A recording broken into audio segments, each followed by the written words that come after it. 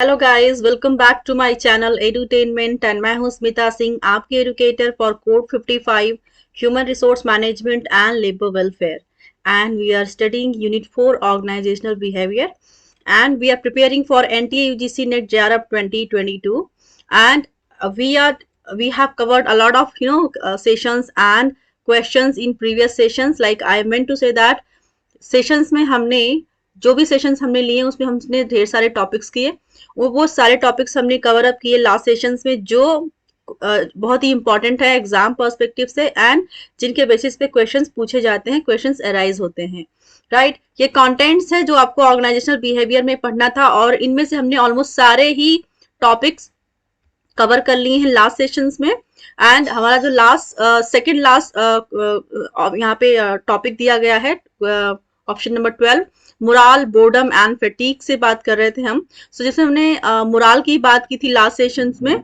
Mural के पे हमने आई थिंक 2 या 3 क्लासेस हमने किया हुआ है। सो आज हम बात करेंगे फैटीग पर, right. So let's see what's in the fatigue, right. So I am coming to the point.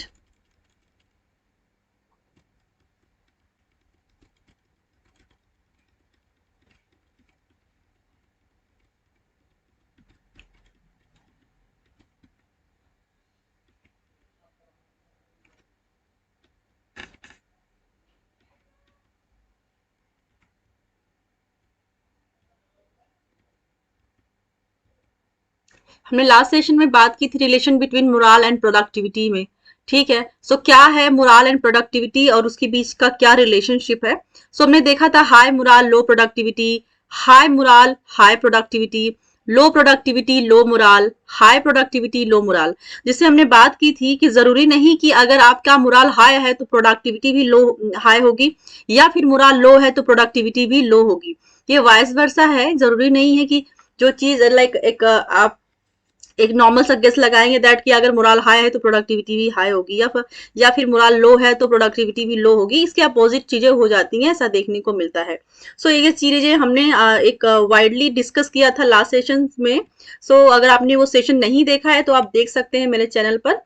And आज का जो हमारा टॉपिक होगा, बोर्डम एंड फटीग की भी बात की थी हमने लास्ट सेशन में। हमने ये भी बात किया था दैट कॉजेज क्या है बोर्डम के, right. Lack of challenges and variety की, जिसके अंदर लाइक कॉजेस में हमने देखा था कि क्या क्या चैलेंजेस हैं, like lack of challenge in variety, lack of skills and independence, automation, ये सारी चीजों पे हमने बात की थी। फोर्सेस ऑफ चेंजेस क्या है, चेंज की क्या क्या फोर्सेस हैं, इन पे भी हमने बात की थी। फोर्सेस ऑफ चेंज में हम देखेंगे दैट टेक्नोलॉजी मैटर करता है, marketing condition, social changes, political forces.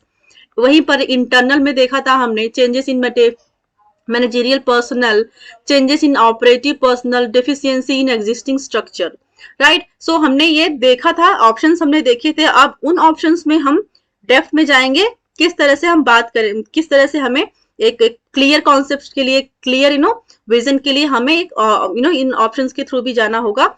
And so yes, right, I was thinking that if I have completed these sessions or not. So last session में हमने इतना ही देखा था, फोर्सेस ऑफ चेंजेस में हमने सिर्फ पॉइंट्स देखे थे। आज उन पॉइंट्स को हम ठीक से पढ़ेंगे, राइट। सो पहला देखेंगे एक्सटर्नल फोर्सेस। एक्सटर्नल फोर्सेस के अंदर सबसे पहला ऑप्शन देखेंगे टेक्नोलॉजी। एक्सटर्नल फोर्सेस में जो सबसे लाइक आपको देखने को मिलेगा कि क्या कॉज है, क्या रीजन है, क्या फैक्टर्स हैं, ये सारी चीजों पे बात करेंगे। सो सबसे पहले देखेंगे टेक्नोलॉजी। टेक्नोलॉजी के बेस पे कैसे चेंजेस देखने को मिलते हैं, right. So will see here, it is a major external force which calls for change. The rate of technological change is greater today than any time in past, and technological changes are responsible for changing the nature of jobs performed at all levels in organization. So हम देखेंगे like आपको एक technology से ही आपको एक समझ एक आपके माइंड में एक कॉन्सेप्ट बन के आ गया होगा दैट कि टेक्नोलॉजी पे जहाँ पे सपोज आज के दौर में हर चीज टेक्नोलॉजी बेस्ड पे है। जो चीजें पहले बहुत ही लाइक टाइम टेकिंग हुआ करती थी, टाइम लेते थे लोग करने में, वही चीजें अब टेक्नोलॉजी के बेसिस पे इजी हो गई हैं, राइट। जो चीजें लेंदी हुआ करती थी, बहुत ज्यादा टाइम टेकिंग हुआ करती थी, अब वो चीजें बहुत ही शॉर्ट एंड स्पेसिफिक हो गई हैं, right, just because of technology, जो कि आपके टाइम को भी सेव करता है, आपको इफेक्टिव भी बनाता है। तो ये सारी चीजें जो एक फोर्स के रूप में है, जिसके बदौलत, जिसकी वजह से चेंजेस आती हैं, चेंजेस देखने को मिलता है, राइट। सो क्या कह रहे हैं यहाँ पर टेक्नोलॉजी के अंदर, it is a major external force, ये एक्सटर्नल फोर्स है जिसको हम मेजरली कंसीडर करते हैं। The rate of technological change is greater today than any time in past, and technological changes are responsible for changing the nature of jobs performed at all levels in organization. So क्या देखने को मिल रहा है कि past के basis पे अगर आज का करंट अगर आप कंपेयर करेंगे तो आपको देखने को मिलेगा कि ये वास्ट चेंजेस हुई हैं जस्ट बिकॉज ऑफ टेक्नोलॉजी। और वो टेक्नोलॉजी के हेल्प से जो चेंजेस आपको देखने को मिल रही है ऑर्गेनाइजेशन में, एंड उस ऑर्गेनाइजेशन में आपने देखा कि हर एक लेवल पे चेंजेस देखने को मिल रहा है जस्ट बिकॉज ऑफ टेक्नोलॉजी। जैसा कि मैंने बताया कि जो चीजें लेंदी हुआ करती थी, अब वो बहुत ही शॉर्ट एंड स्पेसिफिक हो चुकी हैं, टाइम इफेक्टिव हो गया, लाइक जहाँ पे आपका टाइम का बहुत ज्यादा कंजम्पशन होता था, वहीं पर अब वही चीजें अब बहुत ही इजिली और टाइम सेविंग हो गई हैं just because of technology, right. So technology का बहुत बड़ा रोल है चेंजेस में, राइट। एंड सेकेंड देखेंगे मार्केटिंग कंडीशंस, किस तरह से आप देखेंगे कि मार्केटिंग कंडीशंस की वजह से किस तरह से चेंजेस देखने को मिलता है आपको, that marketing conditions are no more static, they are in the process of rapid change as the needs, desires and expectations of the customer change frequently. All these factors put greater pressure on the modern organizations to change their technologies and marketing strategies. So marketing conditions के अंदर हम देखेंगे, marketing conditions are no more static. They are in the process of rapid change as the needs. Right जिस तरह से एक human being की एक ऑर्गेनाइजेशन के अंदर एक इंडिविजुअल या फिर कह लीजिए ग्रुप मेंबर्स की जिस तरह से नीड्स लाइक बदलती रहती हैं, जिस तरह से उनकी नीड्स होती हैं, जो उनकी डिजायर होती है एक ऑर्गेनाइजेशन में रह करके, जो उनकी एक्सपेक्टेशंस होती हैं, उनके बेसिस पे कस्टमर आप देखेंगे कस्टमर में चेंजेस आते जा रहे हैं, राइट। कस्टमर की क्या डिमांड है, मार्केटिंग में क्या स्ट्रेटजीज है, लाइक क्या स्ट्रेटजीज फॉलो हो रही हैं, किस तरह से मार्केट इफेक्टिव होता जा रहा है, तो उनके बेसिस पे उनके नीड्स, उनकी रिक्वायरमेंट एंड उनके एक्सपेक्टेशंस के बेसिस पे कस्टमर के आपको चेंजेस देखने को मिलेगा, राइट। और उनमें उन चेंजेस का क्या रूट क्या है, उन चेंजेस को लाइक जो चेंजेस आपको देखने को मिल रहा है मार्केट के अंदर, किस वजह से, वो टेक्नोलॉजी के वजह से ही है।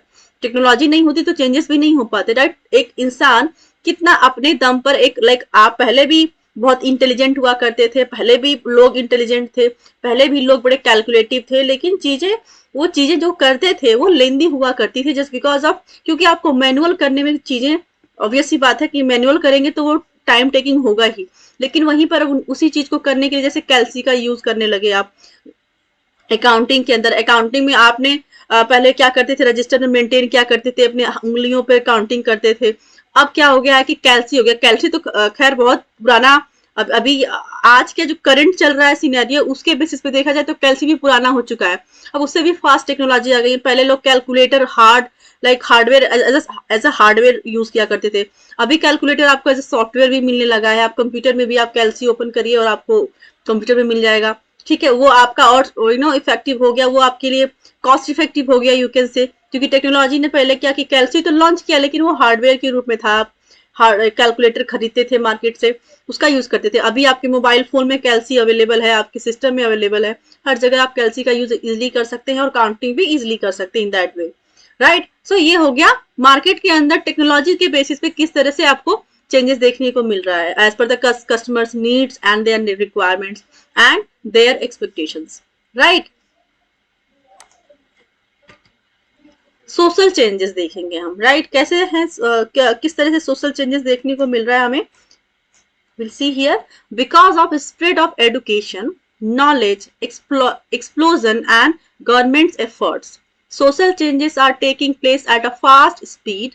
The drive for social equality has posed new challenges for the management. The management has to follow social norms in shaping its employment, marketing and other policies, right.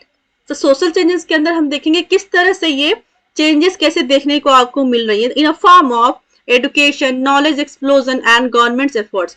So जो social changes हैं वो social changes की क्या वजह है? That is education. लोग educated हुए जा रहे हैं, लाइक एजुकेटेड हो रहे हैं, राइट राइट. क्योंकि पहले के जमाने में लोग कम एजुकेटेड हुआ करते थे. लाइक एक घर में आपको हार्डली 1 या 2% मिलते थे जो अपनी ग्रेजुएशन तक पहुंच पाते थे. पहले लोग 7th 8th, लाइक आप लड़कियों का देख लीजिए, वुमेन्स का देख लीजिए कि आपके जो पेरेंट के एज के हैं उनमें से कितने लोग एजुकेटेड हैं. आपने देखा होगा कि मोस्ट ऑफ द जो पीपल हैं, बहुत से मतलब मोस्ट ऑफ द लाइक घरों में आपने देखा होगा कि जो वुमेन्स है वो बहुत ज्यादा पढ़ी लिखी नहीं होंगी. वो 5th तक पढ़ी होंगी, 8th तक पढ़ी होंगी, ज्यादा पढ़ी होंगी तो 10th या 12th पढ़ी होंगी.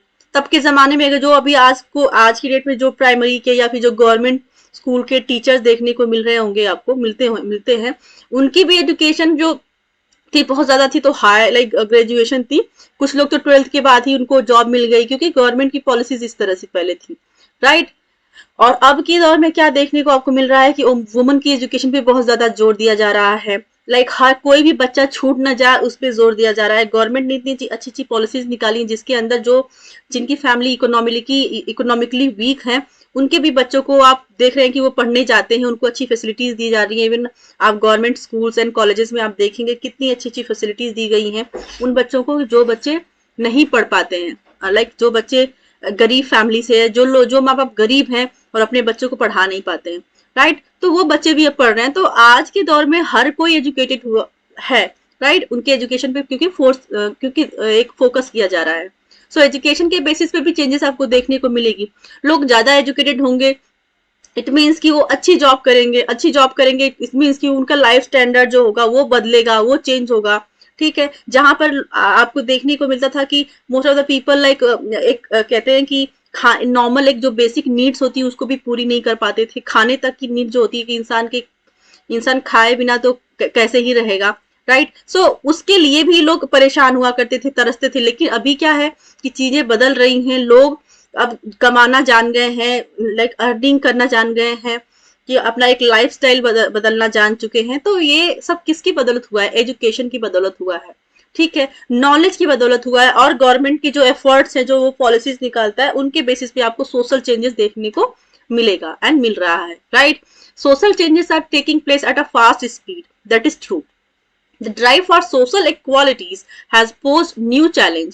जो social equalities है इन पे अब फोकस देखने को आपको मिल रहा होगा. पहले बहुत ज्यादा कि ये सुपीरियर है, ये इंफीरियर है, ये ऊंची कास्ट है, ये छोटी कास्ट है, इन सब चीजों में बद के लोग रह जाते थे, ठीक है. अभी क्या है आपको देखने को मिलेगा कि कोई भी अब इन चीजों को नहीं मानता है. कुछ एक लोग मानते हैं लेकिन आपको मोस्ट ऑफ द पीपल, जो हमारा समाज है बहुत बदल रहा है, लोग बदल रहे हैं, तेजी से बदल रहे हैं, just because of education, just because of government policies and their efforts, right. Equality पे फोकस किया जा रहा है क्योंकि इक्वालिटी पे जब तक फोकस नहीं करेंगे तब तक आपको सोशल चेंजेस देखने को नहीं मिलेंगी, राइट. लोग इक्वली नहीं सोच पाएंगे, बायस्ड होके रहेंगे, तो वहां पे डेवलपमेंट नहीं होगा, right.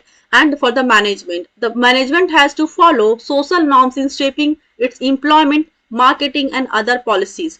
So अब ऑर्गेनाइजेशन की अगर बात करेंगे, किसी भी मैनेजमेंट की बात करेंगे, तो आपको देखने को मिलेगा कि ऑर्गेनाइजेशन को फॉलो करना होगा to shape their organizational environment, employees की ग्रोथ के लिए, राइट. उनको अच्छी अच्छी पॉलिसीज बनानी होंगी एंड बनाते हैं, यू कैन से कि बनाते हैं. अभी आपको देखने को मिलेगा कि जो लेबर लॉ में आपने पढ़ा होगा या फिर आप पढ़ेंगे आगे कि किस तरह से गवर्नमेंट ने पॉलिसीज बनाई कि किसी को भी एक्सप्लॉइट ना किया जाए. ऑर्गेनाइजेशन के अंदर हर एक एम्प्लॉइज को, चाहे वो मेन हो या फिर वुमेन हो, उनके मेल या फीमेल की कैटेगरी की बेसिस पे उनको एक्सप्लॉइट ना किया जाए. इन केस ऑफ सैलरी ऐसा भी होता था पहले कि मेन की सैलरी, क्योंकि मेन यू कैन से कि वो फिजिकली स्ट्रांग होते हैं या फिर एजुकेटेड ज्यादा होते हैं, तो इनके बेसिस पे, या फिर कि ये ज्यादा एफिशिएंट है, वुमेन्स कम एफिशिएंट है, उनके बेसिस पे सेम पोजीशन के लिए, सेम जॉब के लिए भी आपको कहीं ना कहीं बायसनेस देखने को मिलती होगी, किसी न किसी अदर इंडस्ट्री में देखने को मिलती होगी. जैसे आप देखते होंगे बॉलीवुड में आपको बहुत ज्यादा ये सब सुनने को आता है कि जो men are paid more than women, क्योंकि कहीं ना कहीं डायरेक्टर्स को ये लगता है कि मेन का रोल ज्यादा अच्छा होता है, वो ज्यादा काम करते हैं वो ज्यादा एफिशिएंट है, उनके बेसिस पे उनको ज्यादा पैसा दिया जाता है, उनका रेम्यूनरेशन ज्यादा होता है, औरतों का कम होता है, वुमेन्स का कम होता है। तो इस तरह के बायसनेस को हटाने के लिए भी गवर्नमेंट की पॉलिसीज हैं, राइट। सो इस वजह से इस तरह से आपको सोशल चेंजेस देखने को मिलेगा। पॉलिटिकल फोर्सेस क्या है हम देखेंगे। Political forces within and outside the country have an important influence on large business houses, right? Particularly the transitional corporations. Many laws have been passed to regulate the activities of the corporate sector. The organizations have no control over the political and legal forces, but they have to adapt to meet the pressure of these factors. So political forces में आपने देखा the political forces within and outside the country have an important influence on large business houses. So political forces है ना, political forces के influence को आपने देखा होगा, आप देखते होंगे कि हमारे समाज में बड़ा ही इन्फ्लुएंस उनका होता है। किस तरह से देखेंगे वो, चाहे आप इंडिया की बात कर लें या फिर आउट ऑफ इंडिया की बात कर ले, या फिर आप अपने कंट्री की बात करें या फिर अदर कंट्री की बात करें, कि आपको देखने को मिलेगा कि जो पॉलिटिकल फोर्सेस हैं वो बहुत ज्यादा इन्फ्लुएंशियल हैं ऑर्गेनाइजेशन के अंदर। सोशली भी आप देखेंगे इस चीज को। Like will see how particularly the transition corporations, many laws have been passed to regulate the activities of the corporate sector. The organizations have no control over the political and legal forces. आपने देखा होगा कि organisation के अंदर ऐसी वो control तो नहीं कर सकते हैं, जो पॉलिटिकल फोर्सेस है, जो रूल एंड रेगुलेशंस है जो गवर्नमेंट ने बनाए हैं, उन पे उनका कंट्रोल नहीं होता है। लेकिन दूसरे वे में आपका है कि कंट्रोल तो नहीं होता है, लेकिन वो एक काम कर सकते हैं कि वो उसके अडेप्ट हो जाए, उनके अनुकूल ही एनवायरनमेंट बनाया ऑर्गेनाइजेशन के अंदर, ताकि जो ये प्रेशर वाले जो फोर्सेस होते हैं उनसे वो निपट पाए। आप एक सिंपल वे में समझेंगे कि जो पॉलिटिकल फोर्सेस होते हैं वो एक ह्यूमन बीइंग को इन्फ्लुएंस कर रहे हैं, चाहे वो इंडिविजुअल बेसिस पे आप देखें, चाहे तो ऑर्गेनाइजेशन में आप देखें, ऑर्गेनाइजेशन में एक इंडिविजुअल को देखें या फिर ग्रुप लेवल को देखें या फिर आउटसाइड ऑर्गेनाइजेशन देखें। तो उनसे आप भाग तो नहीं सकते, क्योंकि जो गवर्नमेंट ने रूल एंड रेगुलेशन जो पॉलिसीज बनाई है उनसे भाग तो नहीं सकते, लेकिन आप अडेप्ट हो सकते हैं, उनके अनुकूल बन सकते हैं, उनके अनुकूल आप बना सकते हैं माहौल को ऑर्गेनाइजेशन के अंदर। तो these are the forces of changes. आपने फोर्सेस ऑफ चेंजेस के अंदर देखा, सोशल चेंजेस देखा आपने, पॉलिटिकल सोशल चेंजेस फोर्सेस देखा आपने, पॉलिटिकल फोर्सेस देखा, टेक्नोलॉजिकल फोर्सेस देखा आपने चेंजेस के, एंड मार्केटिंग कंडीशंस देखी आपने, राइट। अब देखेंगे इंटरनल फोर्सेस क्या है। इंटरनल फोर्सेस किस वे में है internal forces? Changes in managerial personal, ठीक है। जो एक मैनेजरियल पर्सनल, जो एक आप कह रहे हैं कि आप देख सकते हैं कि जो मैनेजर होता है ऑर्गेनाइजेशन के अंदर, उसमें किस तरह से चेंजेस आपको देखने को मिलता है internally within the organisation,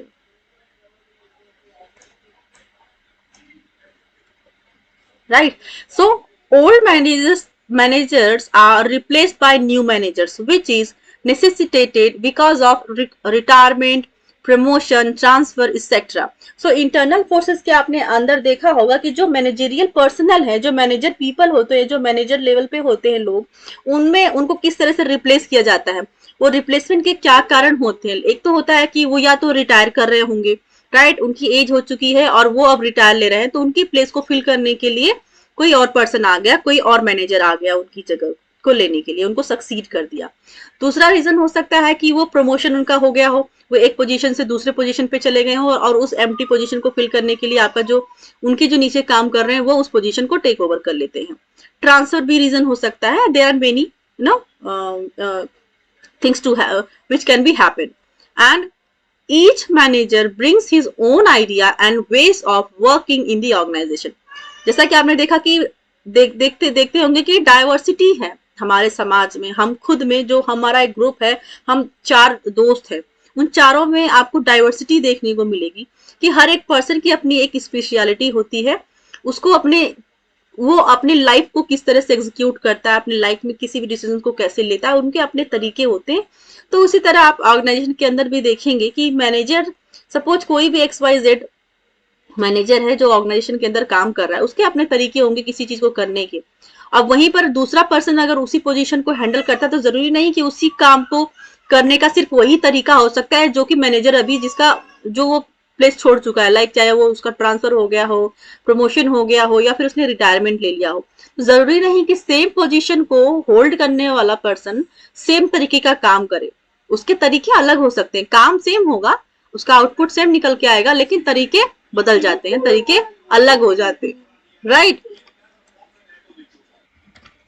सो आपको देखने को क्या मिलेगा कि the result is that an organisation has to change accordingly. So उसके आप इस वे में अगर आप देखेंगे कि हर पर्सन के अपने तरीके होते हैं काम को करने के या करवाने के, तो उस वे में ऑर्गेनाइजेशन को आप चेंज होते हुए देखेंगे एज पर that scenario, right right. Second देखेंगे,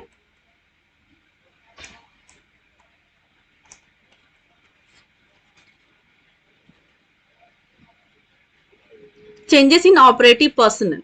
ऑपरेटिव पर्सनल में किस तरह से चेंजेस देखने को मिलेंगे, will see here. The profit of the work force is changing fast. The new generation of workers has better educational qualification, place greater emphasis on human values and question authority of managers. Their behavior is very complex and leading them for organizational goal is really a challenge. So we'll see here changes आपको किस तरह देखने को मिलेंगी cooperative personnel के अंदर, like the profit of the workforce is changing fast. आपने देखा होगा कि जो प्रॉफिट है ऑर्गेनाइजेशन के अंदर आज की डेट में आप देखेंगे कि जो चीजें हैं कितनी तेजी से बदल रही है, टेक्नोलॉजी के बेसिस पे आप देखेंगे, पॉलिटिकल बेसिस पे देखेंगे, सोशल चेंजेस देखेंगे आप, तो कहीं ना कहीं उनका जो इम्पैक्ट होगा आपके एज एन ऑर्गेनाइजेशन, आप अपने प्रॉफिट में भी आपको चेंजेस देखने को मिलेगा। In what way will see here, the new generation of workers has better educational qualification, because जो आज के दौर के जो वर्कर्स हैं, जो आज के जनरेशन के जो वर्कर्स हैं, दे आर एजुकेटेड, वो एजुकेटेड है, उनकी क्वालिफिकेशन अच्छी है, वो पढ़े लिखे हैं। तो ऑब्वियस ही बात है कि अगर वो पढ़े लिखे हैं, एजुकेटेड हैं, तो वो उनका जो प्रोडक्टिव लेवल होगा, जो उनका प्रोडक्शन लेवल होगा, जो जितने वो प्रोडक्टिव के बेसिस पे अगर आप मेजर करेंगे पहले के लोगों और अब के लोगों में, तो वो ऑब्वियस ही बात है वो रेवेन्यू जनरेटेड होंगे, लाइक वो क्योंकि वो टेक्नोलॉजी का यूज कर रहे हैं, उनके पास एजुकेशन है, वो नई नई टेक्नोलॉजी को चलाना जानते हैं, नई मशीनरीज को यूज करना जानते हैं, तो वो इफेक्टिव होंगे ऑर्गेनाइजेशन के लिए, and that are profit making, right. So वो बेटर वे में काम करेंगे। ऑब्वियस सी बात है कि जो नहीं पढ़े लिखे हैं, जिनको जो हाईली स्किल्ड नहीं है, और जो आज के दौर के पीपल हैं जो कि एडुकेटेड हैं, हाईली स्किल्ड हैं, वो ऑपरेट करना जानते हैं न्यू टेक्नोलॉजी को, मशीनरीज को, तो वो इफेक्टिव होंगे ही होंगे, right. The place greater emphasis on human values and question authority of managers. Their behavior is very complex and leading them for organizational goals is really a challenge. आपने देखा होगा कि जो उनके बिहेवियर होते हैं बहुत ही कॉम्प्लेक्स आपको देखने को मिलेगा, that they are leading them for organizational goals. Complex behaviour के बेसिस पे they are leading them for organizational goals, organizational goals के लिए वो चीजें कर रहे हैं, राइट। उनका जो बिहेवियर होता है, उनका जो इनकी सिनर्जी होती है, जो उनका एनर्जी होता है, वो ऑर्गेनाइजेशन गोल को अचीव करने के लिए होता है, at that are very challenging. Third देखेंगे, डेफिशिएंसीज इन एग्जिस्टिंग स्ट्रक्चर। क्या डेफिशिएंसीज, क्या कमी देखने को मिलेगा आपको एग्जिस्टिंग स्ट्रक्चर में, जो आपका स्ट्रक्चर चलता आ रहा है, जो चल रहा है, उसमें किस तरह से आपको कमी देखने को मिलेगी। That changes may be needed to make up deficiencies in the parent organizational setup. These deficiencies may be in the form of unmanageable span of management, larger number of managerial levels, lack of coordination among various departments, obstacles in communication, multiplicities in committees, lack of uniformity in policy decisions, lack of cooperation between line and staff, and so on. However, the need for change in such cases goes unorganized until some major crisis occurs. So देखेंगे, deficiencies, changes may be needed to make up deficiencies in the present organizational setup. सो आपको आप changes की जब जहां पे बात करते हैं, चेंजेस में भी needed to make up deficiencies. ठीक है, जो डेफिशिएंसीज हैं, जो कमी है ऑर्गेनाइजेशन के स्ट्रक्चर में, एग्जिस्टिंग स्ट्रक्चर में, उनमें कुछ चेंजेस की जरूरत होती है। Like in present organizational setup, जो प्रेजेंट ऑर्गेनाइजेशनल सेटअप है, जो ऑर्गेनाइजेशन का जो स्ट्रक्चर है, अगर आपको लगता है कि कहीं ना कहीं कुछ कमी है तो उसको चेंज करने की जरूरत है। These deficiencies may be in form of unmanageable span of management। और ये deficiencies किस रूप में आपको देखने को मिल सकती हैं? And that are, they are in form of unmanageable span of management। कुछ लाइक मैनेजमेंट के अंदर आपने देखा होगा कि जो उनका जो अनमैनेजेबल स्पैन ऑफ मैनेजमेंट है, जो लोग लीड कर रहे हैं डिपार्टमेंट्स को, जो टेक केयर कर रहे हैं डिपार्टमेंट्स को, कहीं ना कहीं आप देखेंगे कि उनको मैनेज नहीं करने आ रहा है चीजों को। ठीक है, कौन सी चीज कब होनी चाहिए, कितने टाइम पे होनी चाहिए, क्या मैनेजमेंट लेवल होना चाहिए, क्या मैनेजमेंट स्टाइल होना चाहिए, उनको लाइक वो उनमें कहीं ना कहीं आपको कमी देखने को मिलती है। वो कहीं ना कहीं इनएफिशिएंट होते हैं उस रोल को, इस चीज को परफॉर्म करने में। तो उन चीजों को, जो एग्जिस्टिंग चीजें चलती आ रही हैं, जो स्ट्रक्चर में आपको कुछ गड़बड़ नजर आ रहा है, उसमें कुछ चेंजेस की जरूरत है। Large number of managerial levels, lack of coordination among various departments. कभी कभी आपको देखने को मिलेगा कि जो मैनेजमेंट का जो लेवल है वो लार्ज नंबर में है, जिसकी वजह से कहीं ना कहीं चीजें मैनेजेबल नहीं है, आउट ऑफ कंट्रोल है। कभी कभी आपको देखने को मिलेगा कि that lack of coordination among various departments, जो ऑर्गेनाइजेशन के अंदर आपके डिपार्टमेंट्स बने हुए हैं, उनमें कहीं ना कहीं कम्युनिकेशन नहीं हो रहा है, जिसकी वजह से चीजें क्लियर नहीं है, एम्बिगुअस हो गई है चीजें। Right, obstacles in communication, communication में बाधाएं हैं किसी न किसी वजह से। इसकी वजह से भी आपको एग्जिस्टिंग स्ट्रक्चर में जो डेफिशिएंसीज है उसको चेंज करने की जरूरत होती है। Lack of cooperation between cooperation between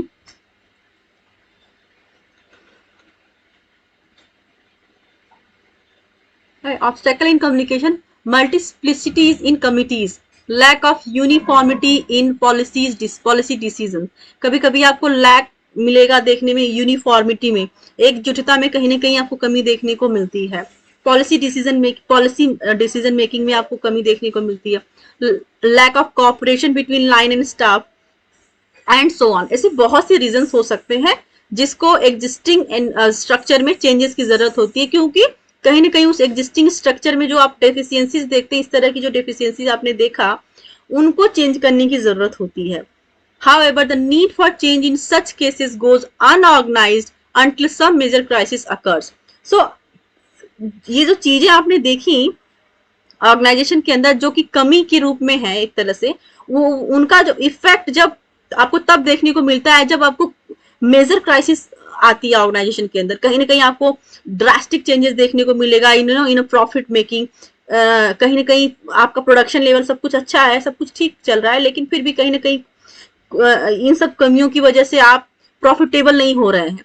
तो जब ड्रास्टिक चेंजेस देखने को अचानक से मिलती है, तब लगता है कि अच्छा ये चीजें तो बदलनी चाहिए, यहाँ पे कमियां हैं। जब आप एक एनालिसिस करते हैं, जब आप एक ओवरव्यू करते हैं ओवरऑल, तो आपको इस तरह से जो ये अनऑर्गेनाइज जो चीजें आपने अभी रिकॉग्नाइज नहीं कर रहे थे या फिर उस पर ध्यान नहीं दे रहे थे, उन चीजों को फिर आप फोकस करेंगे और अचानक से आपको देखने को मिलेगा कि अच्छा इस वजह से, इन चीजों की वजह से ये चीजें इस तरह से हो रही हैं, इन डिफिशियंसीज की वजह से चीजें अच्छी नहीं हो पा रही हैं। तो आपको इस तरह से देखने को मिलता है। Right, so these are the internal factors. Now will study planned changes. Planned changes क्या होती will study in next session. तब तक के लिए आप मेरे साथ बने रहिए, मेरे साथ जुड़े रहिए।